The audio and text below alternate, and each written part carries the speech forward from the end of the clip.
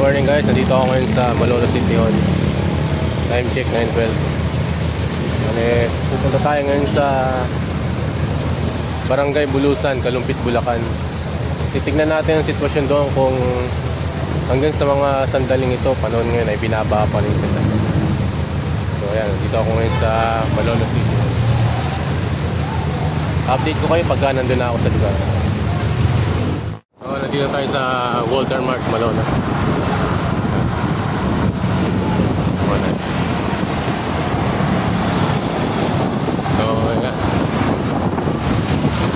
So late na rin talaga ako nag-ride. Dapat kanina pang umaga.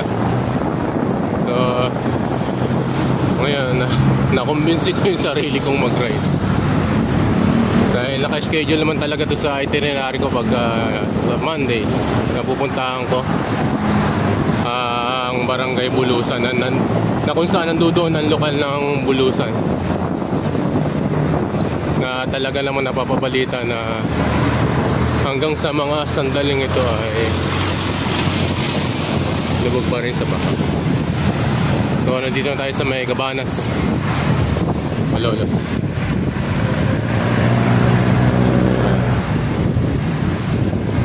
Alright.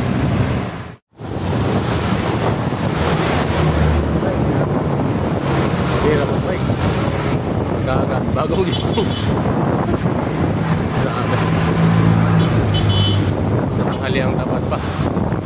Grabe.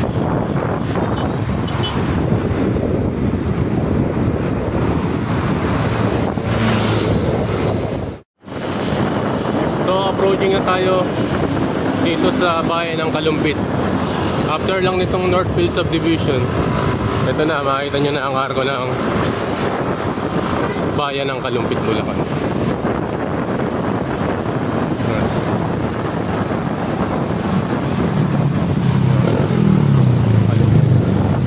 So mula rito ay maglalakbay tayo papuntang Barangay Bulusan.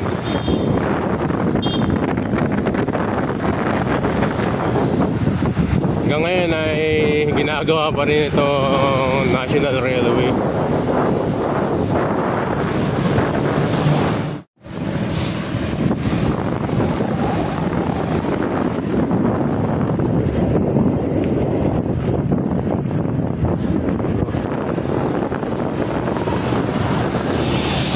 So malapit na tayo sa may papuntang San Marcos.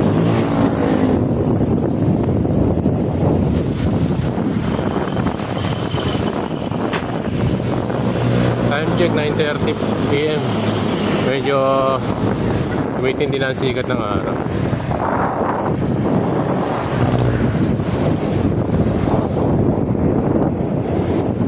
So ayan.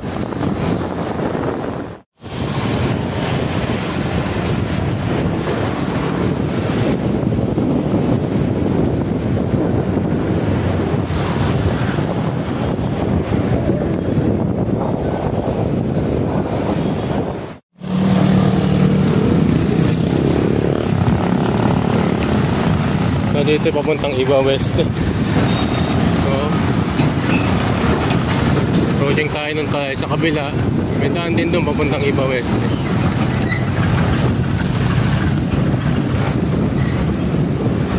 Dito tayo sa Labangan Bridge.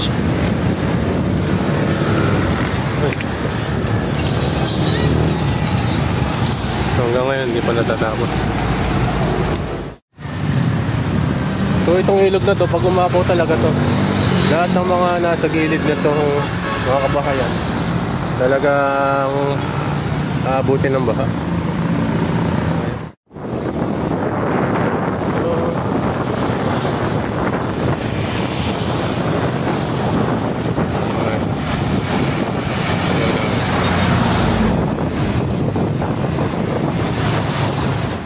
So dito naman tayo sa Barangay Corazon, dito sa bahay ng Kalumpit. So sa kabilang tuloy na yun sa kaliwa, doon naman yung papuntang Barangay Frances.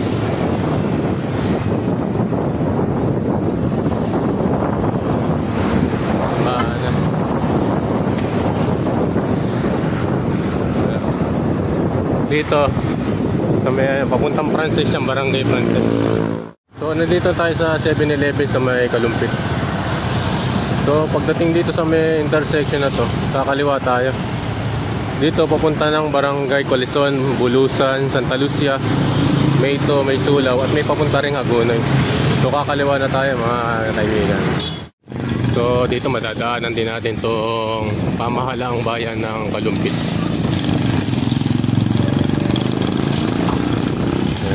Kumaya, dadaan tayo dyan, mag-picture taking tayo. Tayo sa Barangay Balungaw. So, pinaka-punterian natin ngayon ay ang Barangay Bulusan. So, hasap na. Ganda naman dito. Bungat na bungat. Wala akong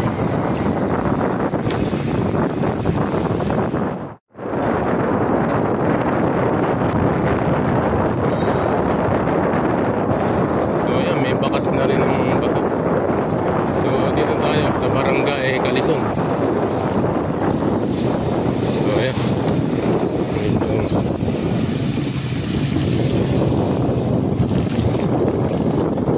bakas na tubig baha. Pero di tulad dati nung nakapanood ko na nakaraan sa mga vlog, dito pa lang lubog na.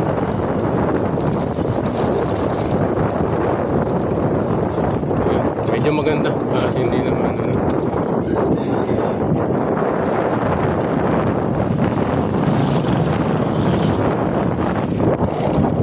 sa vlog na napad ko kay Albox dito. Ito talagang lubog na.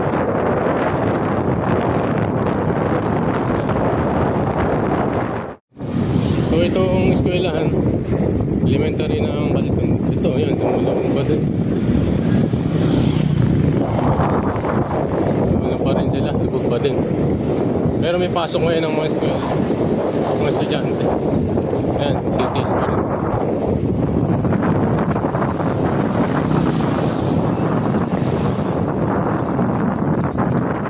So ayan, nakarating na tayo dito sa Barangay Bulusan.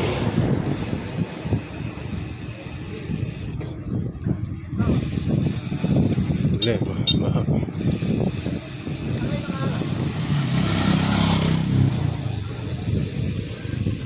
So ito ang Barangay Bulusan. Ngayon medyo mababaw pa ang ba. So yan. So pupunta tayo doon.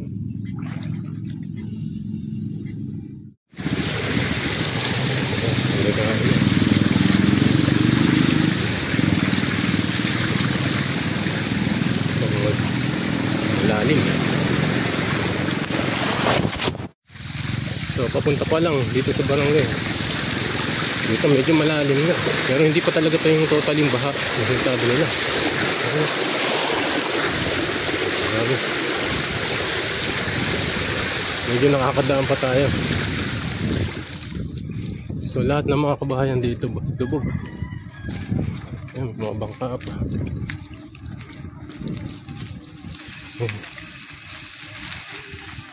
So yun. Delikado. So papunta tayo ng kapilya. Hindi ko alam kung nakto.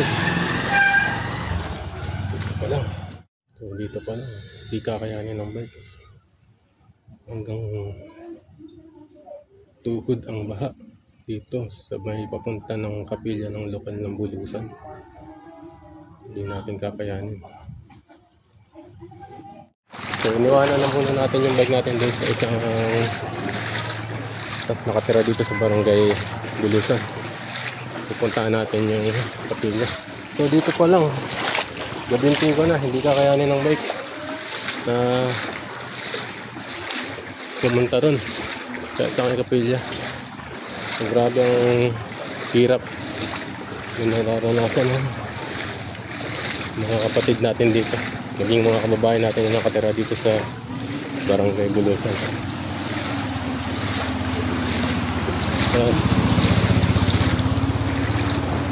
So araw-araw ganito ang kanilang sitwasyon.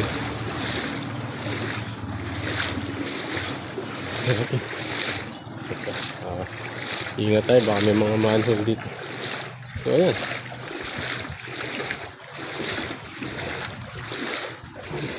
Ito kasing kabila na to, Pampanga River to.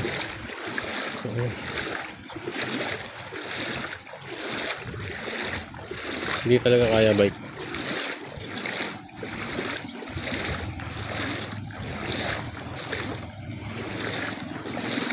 So ayan. Tingnan nyo naman yung mga tricycle. Sinasakripisyo nila yung kanilang pamasadong tricycle. Kumita lang.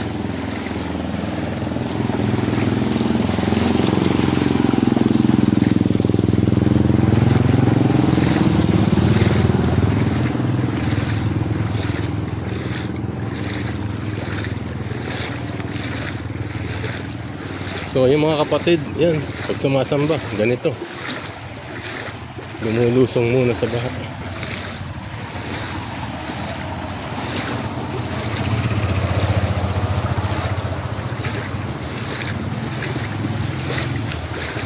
Yan. So dito tayo ngayon sa lokal ng Bulusan. Oh, grabe. So, yung kapilya naman mataas. Ayan. Dito lang sa kalsada. Ito muna tayo. So, ayan, pabalik na tayo sa pinag-iwanan natin ng bike.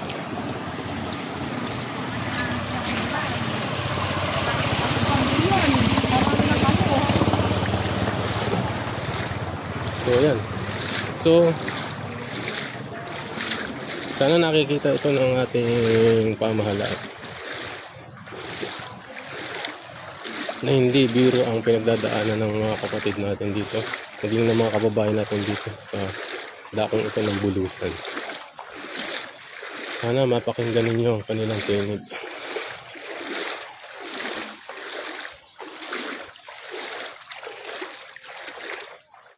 Ayan. Grabe.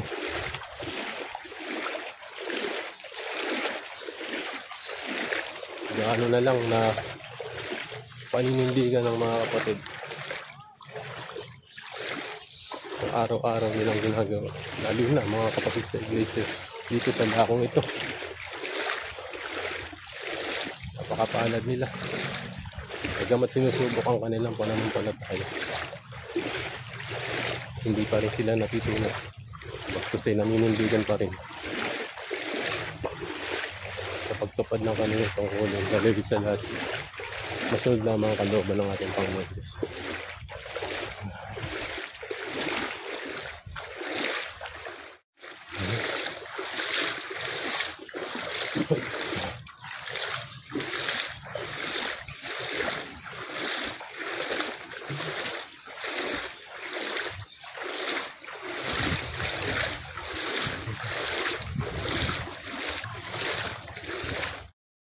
So yan, pauwi na tayo guys, at nakita nyo naman ang sitwasyon dito sa Barangay Bulusan. Mahirap ng kanilang sitwasyon. So ngayon, hanggang ngayon hindi pa rin natatapos itong flood control project. Sabi nga ng isang nakatira dun sa Barangay Bulusan, puro na lang flood, wala nang control.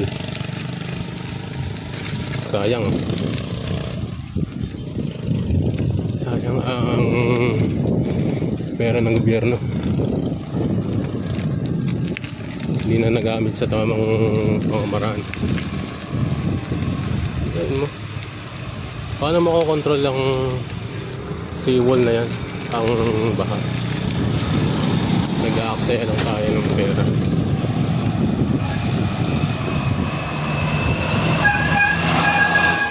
Nakarating na tayo dito sa provincial capital ng Bulacan.